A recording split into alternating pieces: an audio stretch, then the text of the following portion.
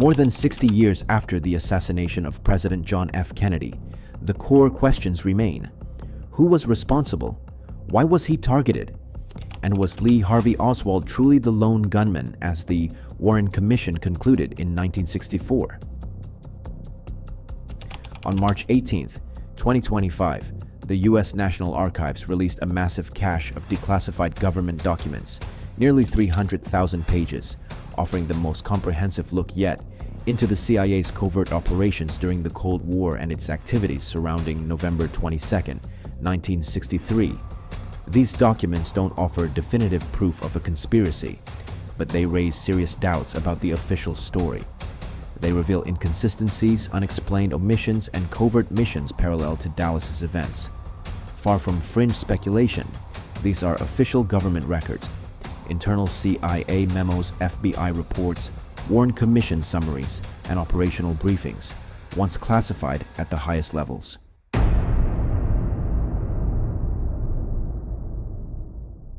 Welcome to The Real Central. I'm your host, Josh Gultom, and this is the place where we dive into the most unique and unexpected stories from all around the world. If it's strange, surprising, or just downward fascinating, we're talking about it here. We are a new channel, so please subscribe to our channel and comment anything down below to push our channel higher. Thank you so much, guys. Let's continuing the video. Distinguished guests, ladies and gentlemen, it is with great pride that I participate in on authority. Although he became The Great Pyramid is arguably the most enigmatic structure on the face of the earth.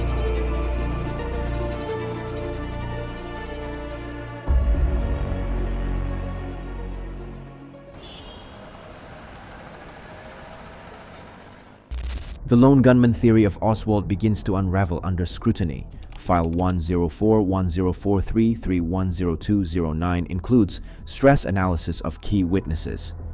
Arnold Rowland initially claimed he saw two men on the upper floors of the book depository, one of them possibly armed.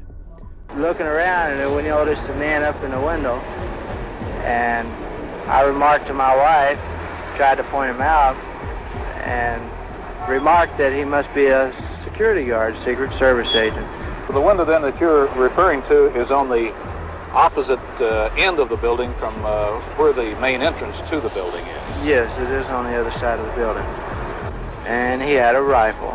It looked like a high-powered rifle because it had a scope which looked in relation to the size of the rifle to be a big scope. Later, he changed his account during a CBS interview where stress tests flagged high tension. Howard Brennan, who claimed to have seen Oswald, also showed significant psychological stress. In contrast, a witness who reported smoke from the grassy knoll tested as calm and consistent.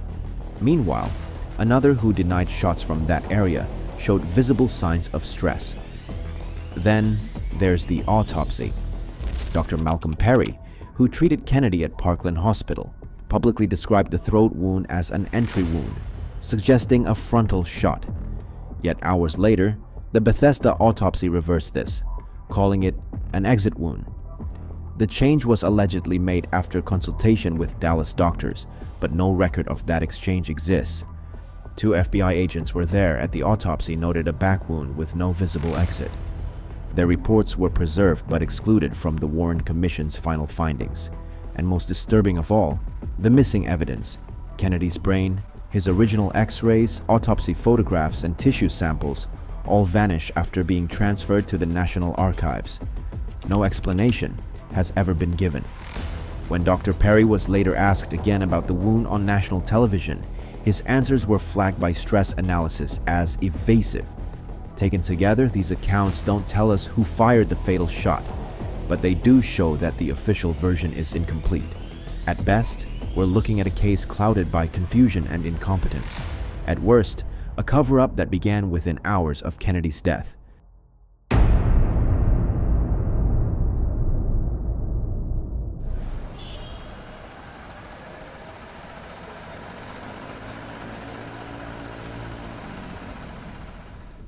If we talk about the assassination of JFK, Fidel Castro is one of the famous stories from the declassified files. By the early 1960s, the CIA was desperate to get rid of Fidel Castro. Castro was the communist leader of Cuba, a country just 90 miles from the US. He had taken power, sided with the Soviet Union, and embarrassed the US during the Cold War.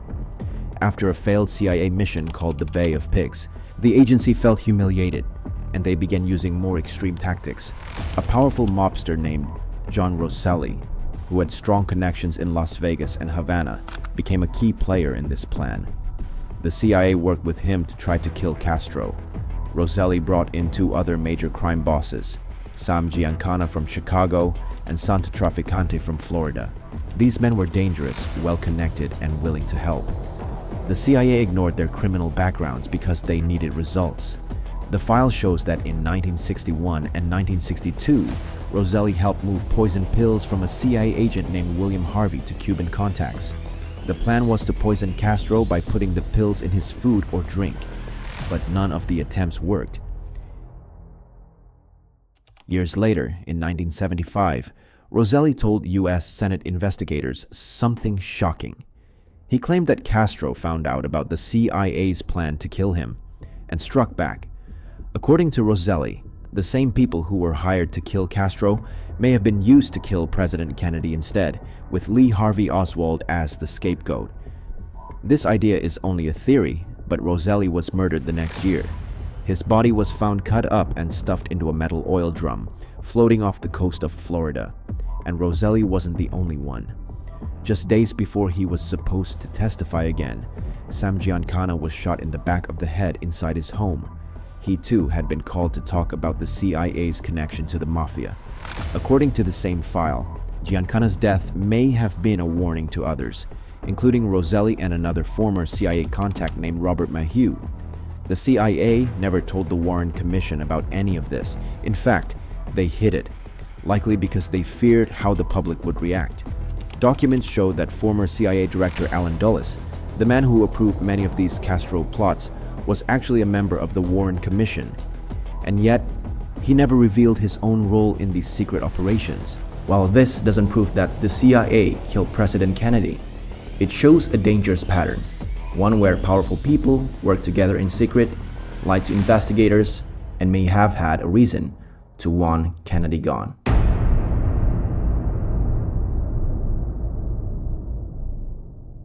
File 104-104-33-10209 explains that the Warren Commission, the group in charge of the official investigation, relied only on the spoken testimony of Captain James J. Humes, the main doctor at the autopsy. They never examined the actual physical materials. No photos, no tissue, no brain, nothing. This raises serious questions. How can you confirm where a bullet came from without x-rays? How can anyone prove which way a bullet traveled if the president's body is missing key pieces of evidence? Why were these things never protected or saved? One possible reason is the makeup of the Warren Commission itself. One of its most powerful members was Allen Dulles, the former CIA director who had approved secret plans to kill Fidel Castro. He was chosen to help lead the investigation only months after Kennedy was killed, but he never told anyone on the commission about his role in those secret CIA plots. If the CIA had anything to hide, whether it was involvement in the assassination or just knowledge they ignored, Dulles was in the perfect position to keep it covered up. This doesn't prove that the CIA killed the president, but it does show that key evidence was hidden and that important people in power didn't tell the whole truth. And when the evidence disappears and the people in charge of the investigation are the same ones who were running secret missions, the public is left with one question: what were they trying to hide? In 1963, just weeks before the assassination, Oswald traveled to Mexico City. There, he visited both the Cuban and Soviet embassies, trying to get a visa to travel to Cuba. This was a big deal. The CIA had heavy surveillance in Mexico. They watched these embassies constantly, using phone taps and hidden cameras. Yet there are no photos of Oswald going in or out. None. Another file includes a message from the CIA's Mexico City office, telling headquarters that Oswald was there, but it has no pictures, no audio, and no transcripts, things that would normally be included. And that's not all. Every cable between Mexico and CIA headquarters during Oswald's trip from September 26th to September 30th is gone. So are the reports from the CIA's Miami base, known as JM Wave, during that same period. There is no explanation in the files for these missing documents. That raises a big question. If the CIA was watching Oswald, why didn't they stop him? Or were they using him for something else? Another document, file 157-10014-10242, shows that the day after the assassination, CIA Director John McCone told President Lyndon Johnson about a possible Cuban connection to Oswald, but this information was never given to the Warren Commission, the official group assigned to investigate Kennedy's death. Oswald never got to tell his side of the story. 2 days after the assassination, he was shot and killed by Jack Ruby, live on national television. Ruby wasn't just a nightclub owner. According to a CIA cable from November 28, 1963, he had ties to the Havana underworld. That makes his sudden attack on Oswald feel less like a random act and more like something planned. Taken together, the files paint a picture of a man trapped in a web of silence. Oswald may have thought he was doing something important. He may have believed he was serving a cause, or maybe he was just being used. We still don't know for sure. The idea that he acted alone, with no outside influence, is no longer easy to believe. The CIA's connection to the assassination has always been controversial. These new files don't prove anything directly, but the timing, the secrecy, and the missing evidence make one thing very clear. There's more to this story than we've been told. There's no single piece of evidence that proves the CIA killed Kennedy, but what the files show is a pattern: secrecy, missing information, and people in power hiding the truth. Whether the CIA helped plan the murder or simply covered up their mistakes, it's clear. The full story has never been told. More than 60 years later, we still don't have a final answer about who killed President Kennedy. But after looking through the newly declassified files, one thing is obvious. The story we were told doesn't hold up. The claim that Lee Harvey Oswald acted alone no longer fits the evidence. Witness stories don't match. The autopsy details were changed. Key materials like X-rays, photographs, and even the president's brain have gone missing. And we now know that important facts were kept hidden from the public. At the same time, the CIA was trying to kill Castro. The Mafia was furious at Robert Kennedy for going after organized crime. They had the reason and the reach to strike back.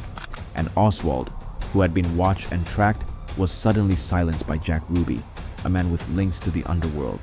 It all seems too connected to be random. Maybe this wasn't one simple plot. Maybe it was a mix of different groups, powerful people protecting secrets. Not all of them may have planned the assassination, but some may have helped cover it up. These files don't give us closure, but they do give us a hard truth. Even in a democracy, some answers are too dangerous to reveal. Not because they are lost, but because keeping them secret protects the people in power. So we're left with what we've always had: a president killed in a broad daylight, a suspect silenced before he could speak, and a trail of secrets that stretches from Cuba to the CIA to the very core of the American history. And still, the story refuses to end. If you like this video and want to see more deep dives into the mysteries of history, don't forget to subscribe. We've got more coming sooner or later. I'm your host, Josh Gultam. Thank you for watching. Goodbye.